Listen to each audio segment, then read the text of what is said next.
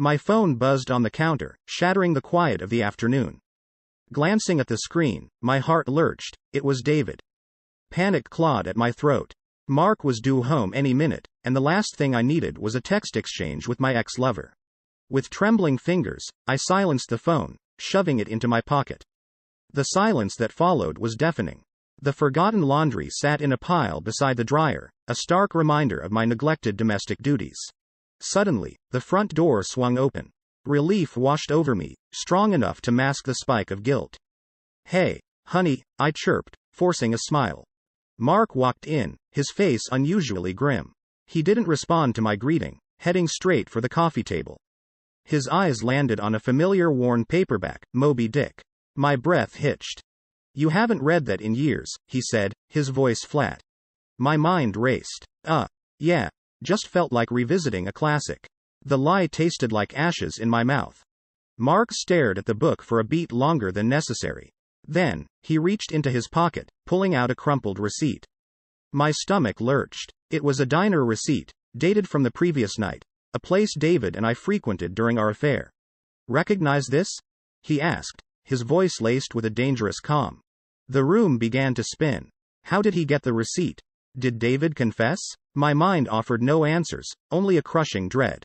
"Mark, My voice cracked. I was trapped, cornered like a frightened animal. He slammed the receipt on the table, the sound echoing through the small space. "Don't lie to me, Sarah. Tell me everything." Tears welled up in my eyes, blurring my vision. Years of deceit and betrayal threatened to spill out, each word a potential avalanche that could bury our marriage forever. My stomach lurched like a fish on a hook. Mark held up a credit card statement, his knuckles white with barely contained fury. It wasn't ours. The name embossed in gold screamed like a siren, David Thompson.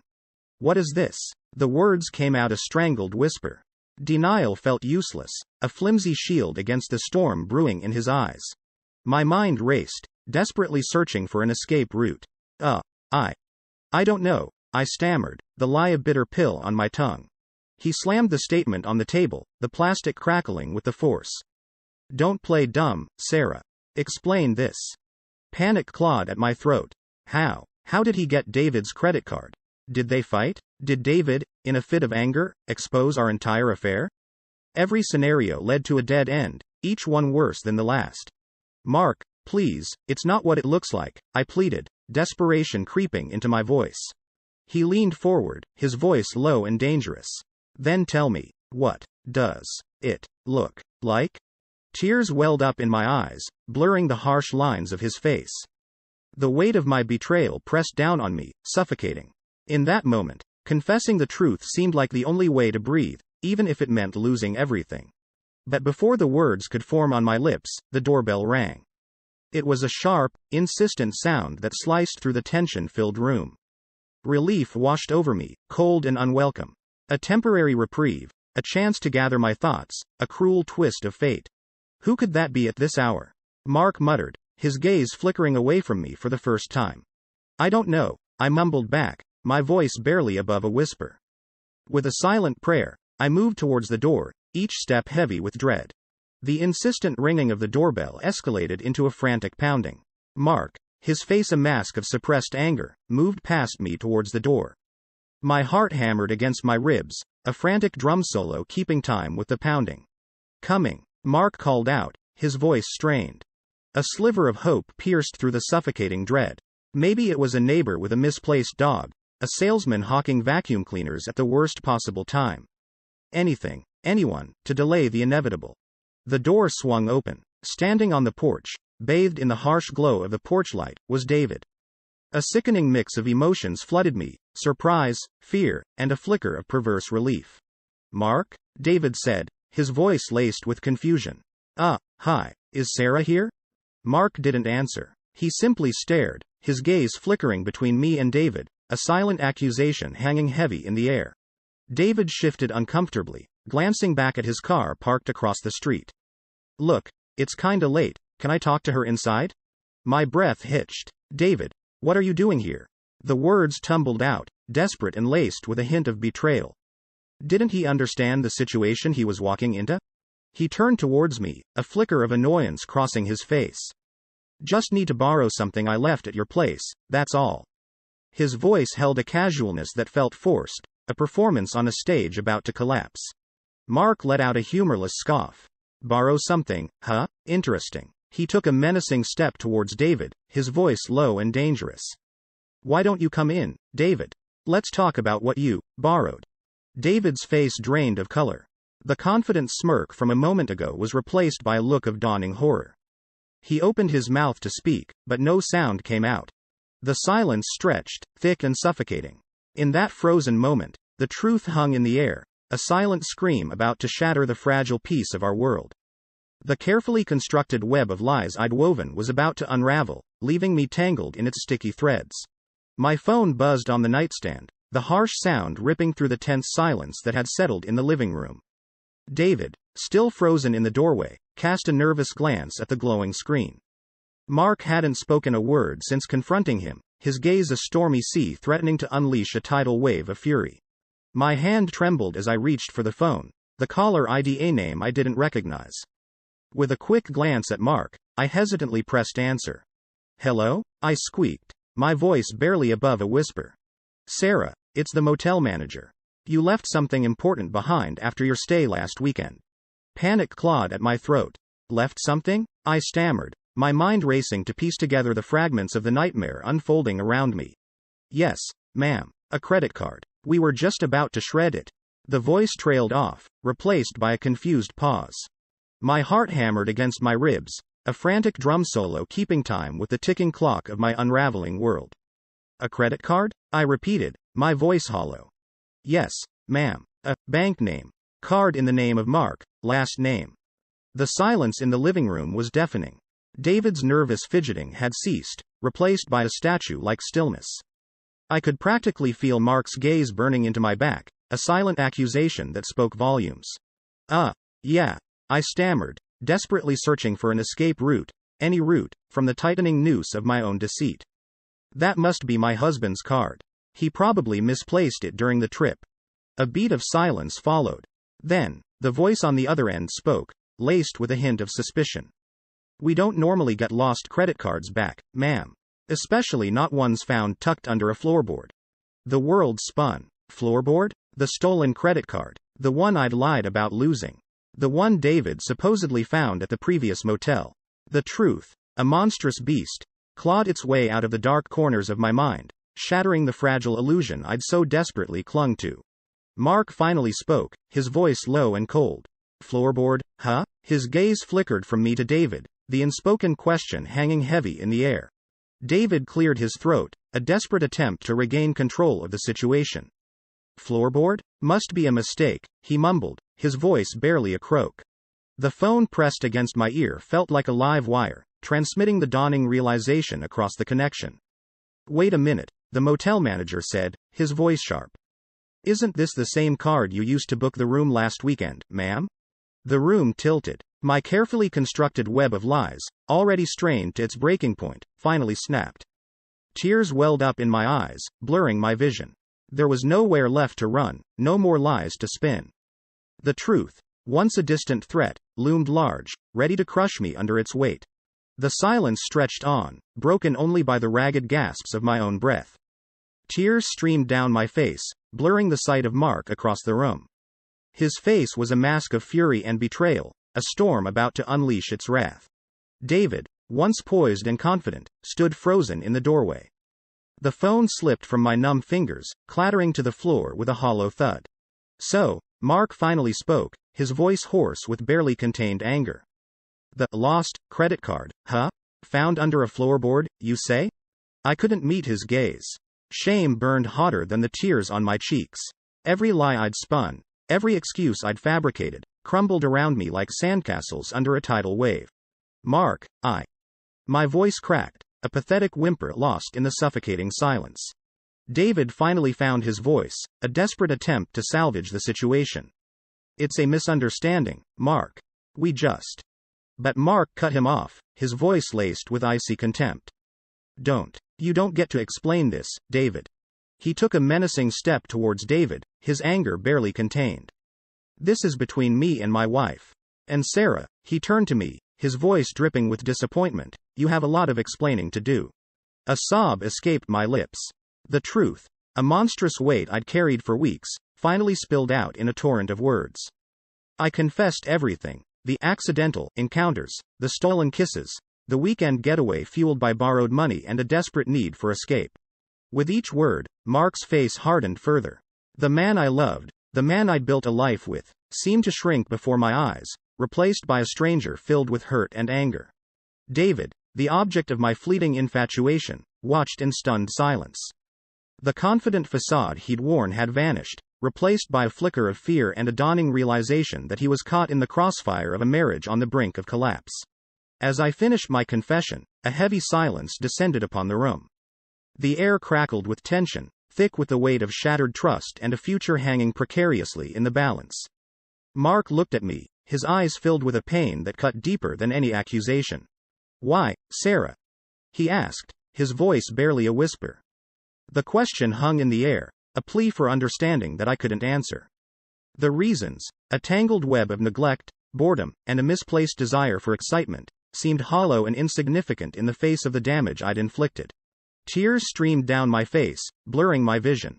I reached out a hand to him, a desperate attempt for connection, but he flinched back as if from a burning flame. The future stretched before me, an uncertain landscape filled with the wreckage of my own choices. The question of how to rebuild trust, if it was even possible, loomed large, a daunting mountain I had to climb alone, with the weight of my betrayal a heavy burden on my shoulders.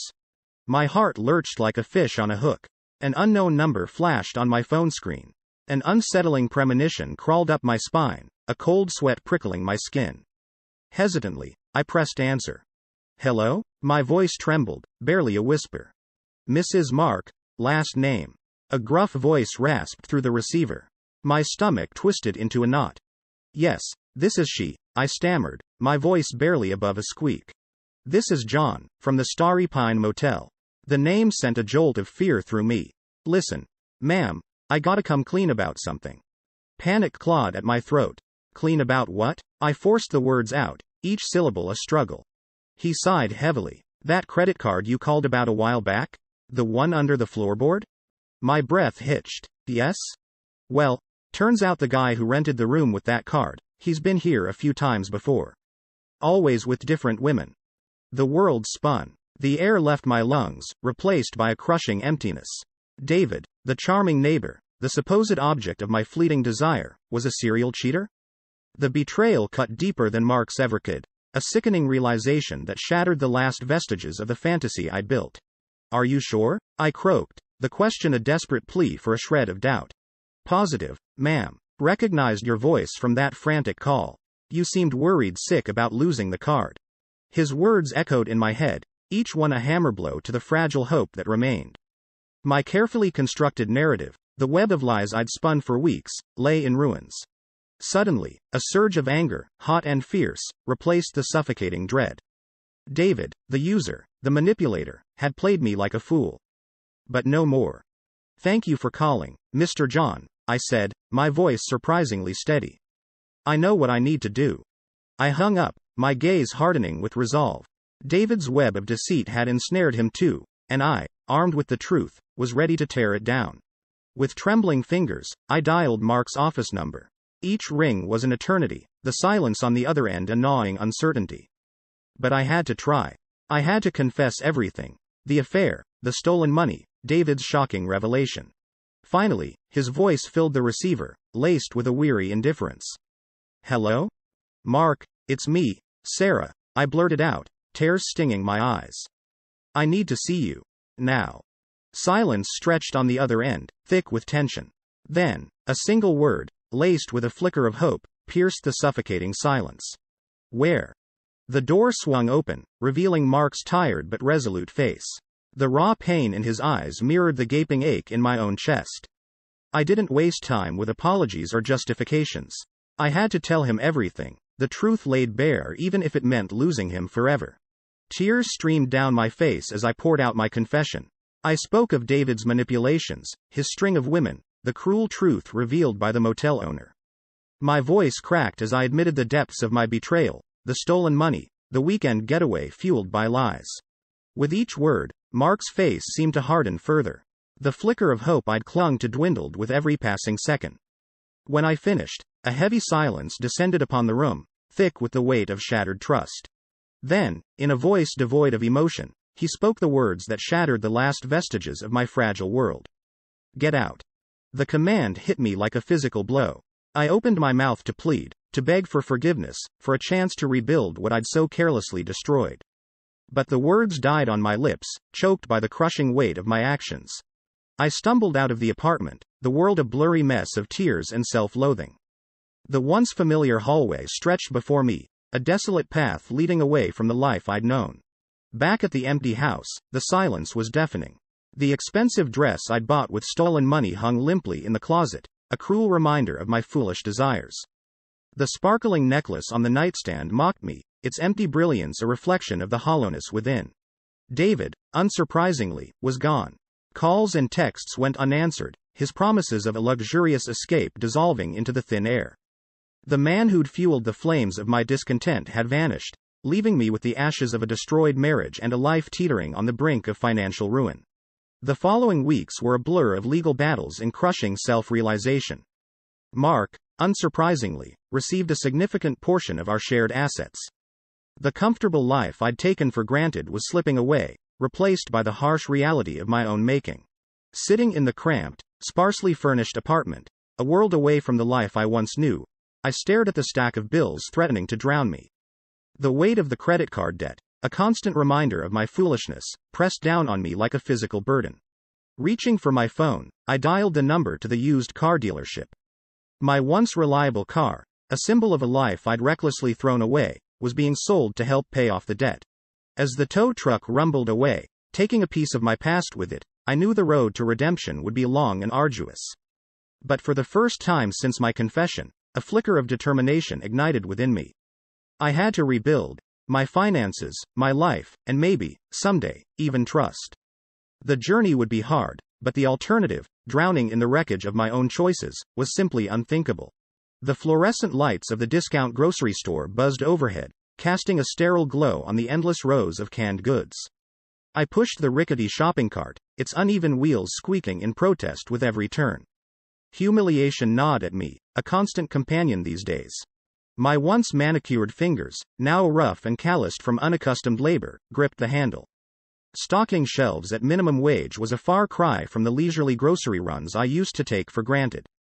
But then again, so was everything else. A sudden commotion near the dairy aisle drew my attention. A group of teenagers, their faces a mask of bored defiance, were harassing a stockboy. My heart lurched. It wasn't the first time I'd witnessed such cruelty in these aisles. The whispers, the snickers, the way people seemed to shrink away from me. The small town held grudges like trophies, and mine was a doozy. The scene triggered a fresh wave of shame. I recognized the ringleader, a boy from my old neighborhood. Shame burned hotter than the tears that welled up in my eyes. Just a year ago, we'd shared jokes and dreams at football games. Now, he wouldn't even look my way. Suddenly, the boy shoved the stockboy, sending a cascade of milk cartons crashing to the floor. A primal surge of anger, long dormant, flared to life within me. Before I could think, I was there, pushing past the gawking crowd. "Hey," I barked, my voice surprisingly strong. "Leave him alone." The teenagers turned, their faces a mixture of surprise and amusement. The ringleader, a smirk twisting his lips, sauntered towards me. "Who are you, his grandma?" he sneered, the others erupting in laughter. "Doesn't matter," I shot back, my voice regaining its strength with each syllable. "Just someone who doesn't tolerate bullies." The laughter died down, replaced by an uncomfortable silence. The tension crackled in the air, thick and heavy. For a long moment, we stared each other down. Then, with a muttered curse, the ringleader turned and stalked away, his posse trailing behind him like a pack of dejected wolves. The stockboy, a skinny kid with wide, grateful eyes, looked at me with a mixture of awe and hero worship.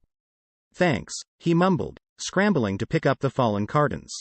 "No problem," I said gruffly, a flicker of warmth spreading through my chest. It wasn't much, but for the first time in a long time, I hadn't cowered. I'd faced down the whispers, the judgment, and maybe, just maybe, taken a small step towards reclaiming a shred of dignity. As I continued with my shopping, a thought struck me. Maybe, just maybe, redemption wasn't as far-fetched as I thought. It wouldn't be easy. Rebuilding trust with myself and the world around me, but perhaps, like the dented, rusty cart I pushed, I could still be of use. The road ahead remained long and arduous, but for the first time since my fall from grace, I felt a flicker of hope, a tiny spark of determination to write a new chapter in my story. The insistent rapping on the door shattered the fragile peace of my tiny apartment. Rain lashed against the windows, a relentless drumbeat echoing the turmoil within me. It was an unwelcome sound, an interruption to the quiet routine that had become my life. Wiping my hands on my dish towel, I approached the door cautiously. Peeking through the peephole, my breath hitched. Standing on the stoop, soaked to the bone, was David. Years had not been kind. His once confident swagger was gone, replaced by a stooped posture and a paunch straining against his too tight